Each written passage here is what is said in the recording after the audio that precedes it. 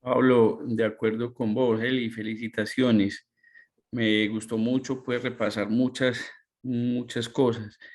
Importante ese mensaje. Nosotros seguimos viendo todavía mucha profilaxis para el sangrado digestivo sin indicaciones. Entonces, qué bueno, pues, muchas cosas por recordar, pero que esa nos quedara sería muy importante. Muchas gracias, Eli, felicitaciones nuevamente. Gracias, doctor. Profe, muchas gracias. De acuerdo con su merced. Creo que las pocas cosas que a veces hay buena evidencia de que no solamente no sirve para nada, sino que hace daño y la práctica clínica parece todavía no haber cambiado. No sé si alguno de los profesores quisiera hacer otra intervención, el profe Perdomo. Buenas tardes a todos por la presencia, por el acompañamiento y muchas gracias a Eliana María por tan excelente presentación. De verdad que la revisión desde lo fisiológico, desde lo clínico y esta última parte de la revisión de las decisiones o no al respecto de la profilaxis del sangrado, creo que fueron bastante completas y bastante importantes. Estoy de acuerdo con Mauricio y con Pablo con respecto a que sentimos que aún sigue siendo muy exagerado la profilaxis que sabemos que muchas veces no tiene indicación. Muchos seguimos promoviendo que el mejor gastroprotector es la comida, así como muchos de mis residentes saben que porque usted sí se cruza los bracitos a las 10:30 para irse a tomar un alguito y al niño sí con qué facilidad le suspendemos la vía oral cuando muchos de esos niños pueden recibir el mejor gastroprotector que es tener comidita en su estómago. Entonces felicitar a Eliana y darle las gracias, ¿no? Ese era el comentario que quería hacer. Gracias, doctor. Profe Perdomo, muchas gracias. También te felicita Germán, te felicita Chepe. No sé si algún otro asistente quisiera hacer alguna intervención o recordar algo o recalcar algo importante que les parezca. Bueno, si no, entonces pasemos al taller. Taller, pues, va a reforzar muchas de las cosas que dijo Eliana en su presentación, pero que consideramos que eran importantes y relevantes para que lo estudiaran en profundidad. No sé, Eliana, ¿tienes las preguntas ahí a mano? Qué pena. Tranquila, Yo aquí. dale. Sí, bueno, buenas tardes a todos. Entonces, Eliana sí les va a presentar o leo la primera aquí, mientras tanto. Diana, porfa, la puedes leer, que no alcancé Sí, a claro hacer. que sí. Bueno, entonces, Diana Escobar, fellow de la Nacional. Entonces, en la primera pregunta era como en general nos preguntaba cuáles son los mecanismos fisiopatológicos por lo que suele sangrar un paciente crítico pediátrico. Entonces, digamos que para responder esta pregunta yo me fui primero como a lo básico, como a cómo se da como el proceso de hemostasia normal.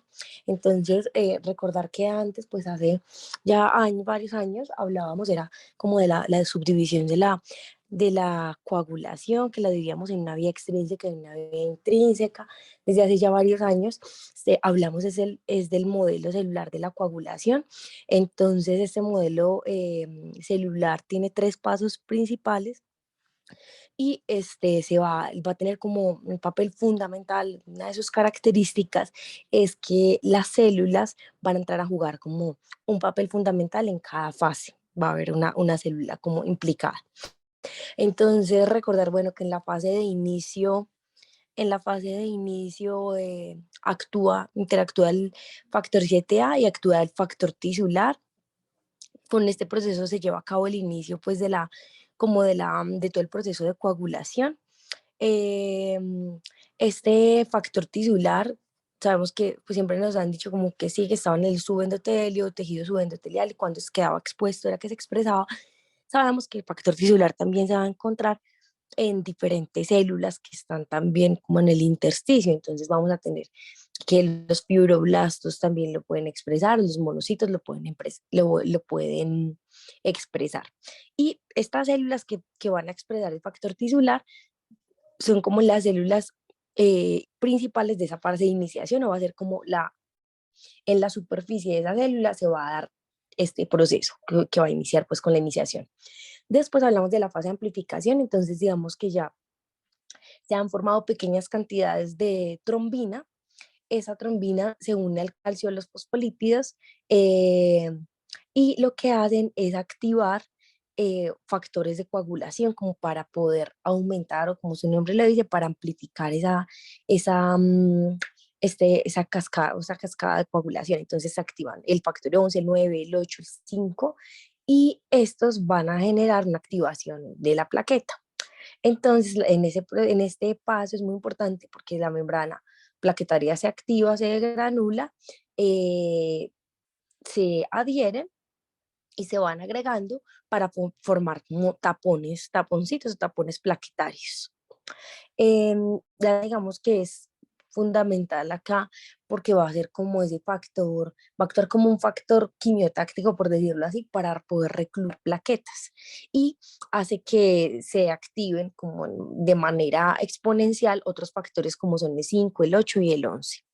En esta etapa, digamos que también es muy importante que se activan los sistemas de retroalimentación negativa, que son la proteína C, proteína S, la antitrombina, el inhibidor del complejo del factor tisular y el factor 7 se van a activar acá. Y la tercera parte es la fase de propagación, entonces aquí ya hablamos que la plaqueta también va a tener un papel fundamental en este paso, pero aquí ya empezamos a formar, a partir de la trombina se van a formar, ya empezar a formar muchas cantidades de factor 10 y se forma también el complejo protrombinasa que lo que hace es convertir más protrombina a trombina y a partir de esta se va a formar también fibrinógeno en fibrina. Entonces, en esta parte es muy importante porque es muy importante la activación del factor 13 y del TAFI porque ellos son los que van a encargarse como de la remodelación del coágulo y darle estabilidad al coágulo. Entonces, ya cuando tenemos estas tres fases completas, entra a jugar también un papel la fibrinolisis.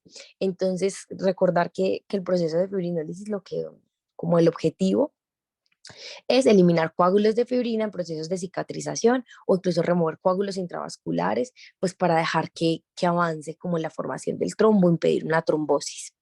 El efector del proceso de fibrinolisis es la plasmina, que va a hacer como esa degradación de la fibrina en los productos, degradación de la fibrina y el dímero D, pues que los podemos medir en sangre. Entonces, digamos que después de todo este proceso como tan amplio y tan complejo, el, cualquiera de estos factores, como cualquier alteración en estos factores, nos pueden llevar a sangrado. Entonces, lo que yo hice fue como de varias partes de donde leí, tratar como de hacer como una lista, como para hacer la clasificación que nos pedía la pregunta. Entonces, de acuerdo pues como a esos mecanismos fisiopatológicos, nosotros en cuidado intensivo podemos hablar de sangrados. Entonces, vamos a hablar principalmente de las plaquetas. Entonces, en las plaquetas podemos tener defectos en número. Entonces, por ejemplo, podemos tener aumentos en el consumo plaquetario. Por ejemplo, eso lo vemos en situaciones como en CID, por sea hemorragia, sea trauma. En el caso de la microangiopatía trombótica, también vemos en el hiperesplenismo, vamos a tener mayor consumo plaquetario, por ejemplo, en situaciones, por ejemplo, de cirrosis hepática, en el caso pues que aumente la presión portal, empieza a haber también un proceso de hiperesplenismo, vemos este aumento de consumo. Otra parte que tenemos con respecto al número plaquetario, que esté bajo por disminución en la producción. Entonces podemos tener casos de freno medular, aplasia medular o infiltración, tratamientos oncológicos, etcétera. Otro caso es que la plaqueta tenga una disminución en su supervivencia, por ejemplo, en la situación de que hayan autoanticuerpos, pues circulantes contra las plaquetas. Entonces, por ese lado grande, como hablaríamos del número de plaquetas. Por otro lado grande, hablamos de la función plaquetaria. Entonces podemos hablar de trastornos congénitos de la función plaquetaria, que son mucho más raros, o defectos adquiridos de la función plaquetaria, por ejemplo, en situaciones de uremia, que sí lo vemos con alguna frecuencia, es que vamos a encontrar alteraciones en la agregación y también en la adhesividad plaquetaria. Se ha descrito una disfunción de la glicoproteína 2B3A, entonces esta va a estar implicada en la agregación y en la adhesión con el fibrinógeno y con el factor de von Willebrand, entonces no se va a dar pues este proceso de manera adecuada, a pesar de que estos pacientes tengan niveles normales de factor de von Willebrand. Em, como otro factor dentro de la uremia que hablan en general es que la anemia también parece que está involucrada. Entonces hablan, por ejemplo, con pacientes que tienen hematocritos mayores al 30%, cuando la sangre va circulando, o sea, va circulando por los vasos, los glóbulos rojos se van a concentrar en el centro del vaso y las plaquetas van a formar como una capa superficial, como en la superficie del endotelio. Entonces, eso hace como que las plaquetas estén en estrecha relación con el endotelio y cuando haya una lesión, pues van a poder como tapar esa lesión, formar el tapón plaquetario más fácil. Pero cuando estamos en situaciones de anemia, esas plaquetas van a estar más dispersas y no van a poder tener una relación tan adecuada con el endotelio. También hablamos bueno, entonces ahora hablamos como de los factores de coagulación, que sería ya como la parte humoral de todo el proceso. También podemos tener situaciones en las cuales aumenta el consumo de los factores de coagulación. También, por ejemplo, la CID, disminución en la síntesis, por ejemplo, en situaciones de falla hepática, o, por ejemplo, podemos tener también situaciones de pérdida de los factores de coagulación, por ejemplo, en la orina, en los pacientes que tienen síndrome nefrótico, en los cuales tenemos pérdida, que pueden perder factores procoagulantes, pero también reguladores de la coagulación. También podemos tener situaciones que no son tan frecuentes, pero están descritas como aumento de la fibrinólisis o hiperfibrinólisis en la falla hepática. Se ha descrito un aumento, puede haber un aumento del activador tisular del plasminógeno. Entonces, eso hace pues, que aumente como todo este proceso de fibrinólisis. Y otra de las causas que nosotros podemos ver en cuidado intensivo es los pacientes que reciben un tratamiento con algún anticoagulante que, que a pesar como de su monitoreo tengamos dificultades y en casos de sobreanticoagulación que nos lleven a sangrado. Ese fue como el enfoque que yo hice de la clasificación. Muchas gracias, Dianita. Creo que debía agregar la palabra gastrointestinal, pero nos encanta tu revisión porque resalta un punto muy importante que es en principio que muchas de las razones por las que nunca funcionarán los inhibidores de las bombas de protones es porque las causas de sangrado, sobre todo en niños, pueden ser de muchas otras razones, dentro de esas, pues los sistemas de coagulación. Ay, qué pena, pero esa tercera, en mi taller ya se abordaba un poquito más dirigido como gastrointestinal, pero sí lo hice muy general. Está bien. No sé si alguno quiere comentar alguna otra cosa fisiopatológica o que haya leído como causas de sangrado en pacientes crísticos, específicamente gastrointestinal. Mauricio. Bueno, buenas tardes para todos. Mi nombre es Mauricio Sarta, soy residente de cuidado intensivo de la Universidad de Rosario. Ahí como para hablar un poquito más, pues una de las principales causas, como ya lo explicó muy bien Dianita, o de las razones por las que sangra un paciente crítico, es las alteraciones en la coagulación. Sin embargo, pues hay algunos otros factores que nos llevan a que estos pacientes presenten sangrado o una hemorragia. Primero, pues definir qué es la hemorragia masiva o el sangrado masivo, el sangrado importante en cuidado intensivo. Y es cuando el paciente presenta una disminución de al menos 2 unidades de al menos 2 gramos por decilitro en 24 horas. Y requiere al menos 2 unidades de concentrados de glóbulos rojos o requiere de la transfusión de al menos 2 unidades de glóbulos rojos en las siguientes 24 horas o 2 transfusiones estandarizadas para su edad.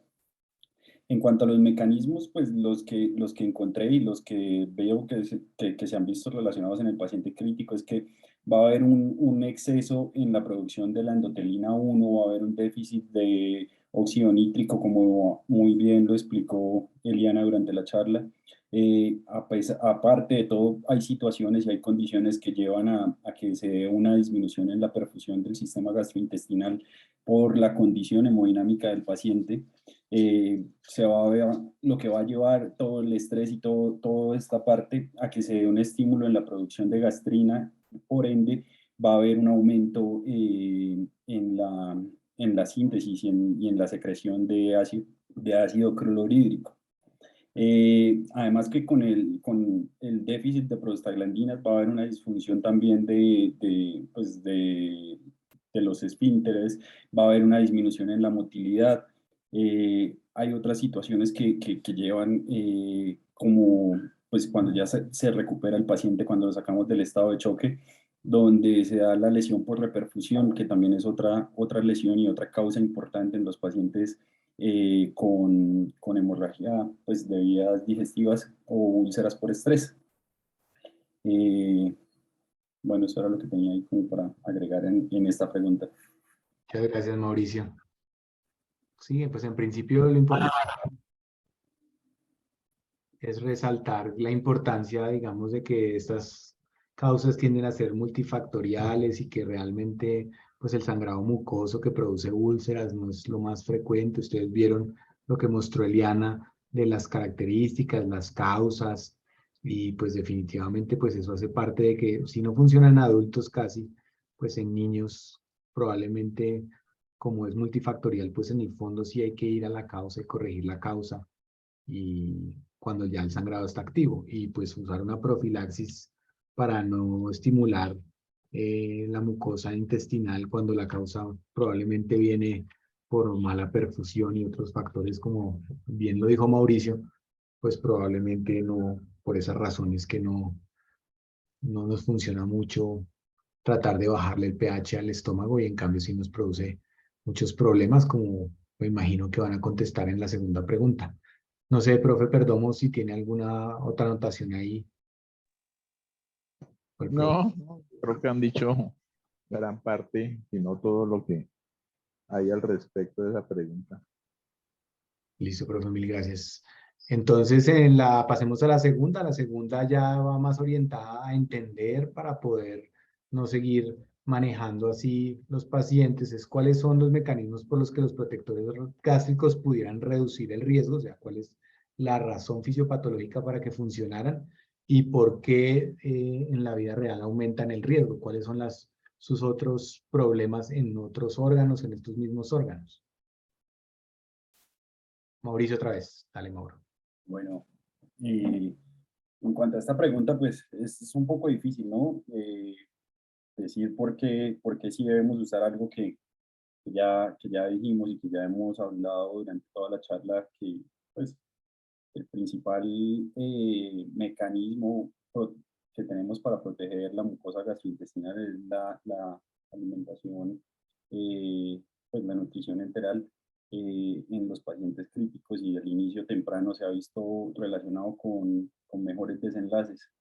Sin embargo, pues contestando la pregunta y mirando qué puede ser y cómo pueden actuar estos factores para mejorar o pues para evitar que se produzcan las úlceras por estrés o el sangrado en los pacientes críticos. Entre estos medicamentos o estos que tenemos para prevenirlo, tenemos los inhibidores de la bomba de protones, como ya muy bien lo explicó Eliana nuevamente en su charla. Los inhibidores de la bomba de protones lo que hacen es suprimir la secreción de ácido clorhídrico, y esto lo hacen al inhibir la bomba de hidrógeno potasio tepeasa. Lo que hace el medicamento es que pues, llega como un profármaco, se activa con el pH gástrico ácido Este se va a difundir hacia las células parietales del estómago y se va a acumular en los canalículos, que son los que van a secretar ese ácido clorhídrico. Lo que va a hacer es inactivar o más bien lo que hace es que la forma activa del medicamento se va a unir de manera covalente a los grupos sulfhidro de la cisteína, de la ATPasa de hidrógeno potasio, lo que va a hacer una supresión en la secreción de ácido clorhídrico y pues la supresión va a durar entre 24 y 48 horas, teniendo un punto máximo de acción entre el quinto día aproximadamente del uso de estos. Digamos que estuve buscando estudios donde pretendieran como justificar el uso de estos. Inicialmente encontré varios estudios donde medían un desenlace muy fuerte que era mortalidad. Claramente no sé, pues prevenir las úlceras de estrés, no, pues era muy fuerte medirlo con un desenlace como mortalidad. Entonces, encontré otros estudios, hay un metaanálisis publicado en Cochrane en el 2019, donde pues querían ver si en qué otros desenlaces, aparte de mortalidad, mejoraban con el uso de los inhibidores de bomba de protones, encontrando que pues lo que ya vimos, no mejora la neumonía asociada al ventilador, no mejora la hemorragia gastrointestinal. Si lo comparamos con el placebo no hay una diferencia significativa. Y así varios estudios que encontré no mejoraban en esto. Por el contrario, el inicio rápido de la nutrición enteral como mecanismo, como para usar, o sea, usándolo como para prevenir la hemorragia de vías digestivas, tiene una sólida evidencia y los estudios más recientes muestran que el inicio temprano de la nutrición enteral se ve, pues, tiene mejores desenlaces en todos los sentidos en los pacientes, sobre todo, bueno, sobre todo no, en este caso en particular en la prevención de hemorragia de vías digestivas. No sé si alguno tenga algo más por añadir. Perfecto, Mauricio. No sé si alguno leyó alguna otra cosa o quisiera agregar algo más que no haya mencionado Mauricio. Entonces, digamos que el mecanismo fisiopatológico por el cual pudiera funcionar es claro, digamos, atenuar la lesión de la mucosa, sobre todo cuando ya está, más que en profilaxis, pero cuando ya está la úlcera, pues pudiera disminuir un poco el daño adicional que le va a hacer el líquido, sobre todo el líquido ácido, o sea, las zonas, las que son más sangrados gástricos. Sin embargo, su dificultad radica en que pues, el mecanismo fisiopatológico por el cual uno logra disminuir el pH ácido también es probablemente la explicación por la que aumenta el riesgo de translocación bacteriana, porque es probablemente el ácido el que lo protege a uno de que no haya bacterias entrando hacia el torrente y de pronto inclusive en los casos de neumonía asociada al ventilador por regurgitación de medios más alcalinos que pudieran generar mayor riesgo de colonización bacteriana. Entonces, no es tanto que no pudieran servir para lo que creen que van a servir en el subgrupo específico de que el daño sea en la mucosa o el factor sea en la mucosa, pero ni va a solucionar el problema de perfusión, que en cambio la nutrición enteral pudiera estar mejorando, y en cambio sí puede aumentar el riesgo al cambiar el pH de evitar esa barrera de protección para la cual está inventada, y claramente por eso los estudios epidemiológicos parecen mostrar más riesgos que beneficios.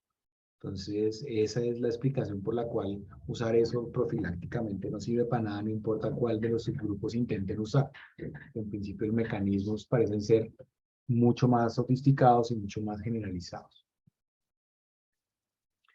Finalmente, la tercera pregunta es ya un poco más dirigida al manejo. También lo discutió Eliana en su presentación, pero para dejarlo muy claro, porque es algo que uno debe tener ya en el disco duro más o menos claro, y obviamente lo debe adaptar a cada centro, porque no todos los centros van a tener todas las herramientas como mostró Eliana. Entonces, no sé qué leyeron y cómo lo adaptarían a sus centros en particular. María Paula. Hola, buenas tardes. Yo soy María Paula Salazar, residente de cuidado intensivo pediátrico de la Universidad de La Sabana. Y entonces, pues, en principio, pues, cómo vamos a enfrentar el sangrado digestivo mayor en un paciente pediátrico, pues, va a depender mucho de la causa que está originando, pues, el sangrado. Pero como primera medida, pues, uno tiene que estabilizar al paciente, uno asegurar bien en dado caso un sangrado digestivo activo Y pues el enfoque del tratamiento farmacológico incluye 3 clases de medicamentos. Uno que son los medicamentos supresores de ácido, que ya los hemos venido hablando, los medicamentos vasoactivos y los betabloqueadores pues no selectivos. En cuanto a los IVP en un sangrado pues masivo gastrointestinal, pues han demostrado ser beneficiosos en el tratamiento con pacientes que tienen úlceras sangrantes o hemorragias de vías digestivas altas, y pues en algunos estudios sí se ha visto que son superiores al antagonista H2. Entre los 5 que están disponibles, esomeprazol, lansoprazol, omeprazol y pantoprazol, pues la vía de administración recomendada de intravenosa, y no hay diferencia entre ellos, sino la disponibilidad que tenga uno pues en el centro. Y en cuanto a su administración, pues había como la infusión continua, que es como nos había estado hablando Eliana, pero también lo que leí pues en las indicaciones es una infusión solamente de 1 hora a una dosis de 1 a 3 miligramos por kilo para poder mantener un pH gástrico mayor a 6 durante 24 horas en caso de hemorragia activa. Pero digamos que en la dosificación en niños extrapolado realmente pues de la literatura para adultos, y los datos que tenemos disponibles sugieren que su eliminación es más rápida y tiene una variabilidad interindividual significativa pues en los pacientes pediátricos que son especial interés en nuestro caso. Digamos que hay un metaanálisis en una población adulta que mostró que el tratamiento con los IVP con ositerapia endoscópica comparado con el placebo, un antagonista de receptor H2, reducía el riesgo de resangrado y la necesidad de cirugía, pero realmente no afectaba la mortalidad. Y hay varios estudios también que demostraron que la tasa de nuevas hemorragias, la necesidad de transfusiones de sangre y la duración de la estancia hospitalaria pues fueron menores en los pacientes tratados con IVP, siempre y cuando el sangrado sea secundario a úlceras sangrantes. Y además estos pues demostraron también ser efectivos en niños posterior a la administración de AINES o con factores de riesgo incluidos. Ya en cuanto a los vasoactivos, el tratamiento vasoactivo se administra realmente es cuando la hipertensión portal pues va a ser la causa, y estos medicamentos pues sí van a detener el sangrado en un 75-80% de los casos, y tenemos pues disponibles terlipresina, somatostatina y ocreotide, que lo que van a hacer es controlar la hemorragia para reducir el flujo sanguíneo portal y la presión portal también. ERKET y colaboradores informaron pues una experiencia en un solo niño de su uso para el manejo exitoso en la hemorragia de vías digestivas altas severa no varicosa, pero pues el que se ha visto es que los estudios también han demostrado que la terlipresina tiene un perfil de seguridad muy bueno en comparación con la vasopresina, pero se describe mucho sus eventos adversos como la hiponatremia y las convulsiones en niños, por lo cual también es necesario monitorizar los niveles de sodio, que tampoco es ajeno pues a la terapia con vasopresina. Y ya en cuanto al ocreotide, que es un derivado sintético de la somatostatina, que produce vasoconstricciones plácnicas selectiva y disminuye el flujo portal, reduce pues indirectamente el flujo sanguíneo de las varices, siendo este pues su efecto benéfico. Y los estudios en las poblaciones pediátricas demuestran que es eficaz a dosis de 2 a 5 microgramos por kilo por hora, administrados mediante infusión continua después de administrar pues el bolo que todos sabemos, pero pues realmente la evidencia es limitada con respecto a la eficacia y la seguridad para los pacientes con hemorragias de vías digestivas crónicas en niños. Y ya pues contra los betabloqueadores no selectivos, como había hablado Eliana, se han estudiado ampliamente pues realmente en adultos, pero en niños pues esto no es extrapolable, por lo que no tenemos estudios directamente en nuestra población. Digamos que la experiencia pediátrica se limita solamente a la profilaxis primaria y secundaria al sangrado por varices. Tampoco hay estudios, ensayos pues controlados aleatorios formales que evalúen pues su seguridad y la eficacia en niños especialmente, pero pues lo que sí se ha visto es que al disminuir la frecuencia cardíaca puede disminuir también pues lo que va a ser el sangrado pues portal. Ya pues el gol estándar depende pues mucho de la causa. Si es una lesión muy localizada, pues la terapia endoscópica con la inyección de epinefrina detiene alrededor del 80% del sangrado que es no varicoso. Pero pues también depende de la disponibilidad del centro y pues, de los equipos. Y ya lo otro pues depende de qué es lo que llevó a la causa, ya sea pues coagulopatía y demás, pues el soporte transfusional dirigido. Entonces aquí es donde nosotros vemos que se recomienda son un protocolo restrictivo, como hemos venido revisando, que disminuye la mortalidad, disminuye el riesgo de resangrado en los pacientes y el riesgo de requerir pues mayor transfusiones, aumentar pues el estado proinflamatorio que per se genera las transfusiones en nuestros pacientes. Y en cuanto al ácido tranexámico, pues disminuye el sangrado, pero pues entre dosis altas versus dosis bajas se ha propuesto en aquellos niños que requieran transfusiones masivas, más de 40 cc por kilo de hemoderivados, el uso de una dosis de ácido tranexámico sí ha visto que disminuye la mortalidad y disminuye el sangrado, pero pues hay que individualizar los casos porque no para todas las causas sirve pues su administración. Y pues eso era lo que había revisado. No sé si alguien más tiene algo para complementar. Muchas gracias.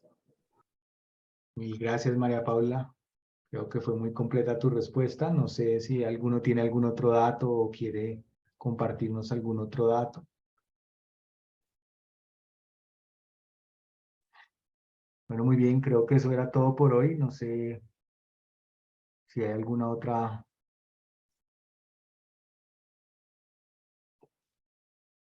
No. Bueno, no. Eso era todo por hoy. Nos vemos en 8 días. Vamos a hablar ya de nutrición enteral y luego parenteral para ir cerrando nuestro módulo de fisiología gastrointestinal. Eliana, nuevamente felicitaciones. Gracias. Muchas gracias a todos.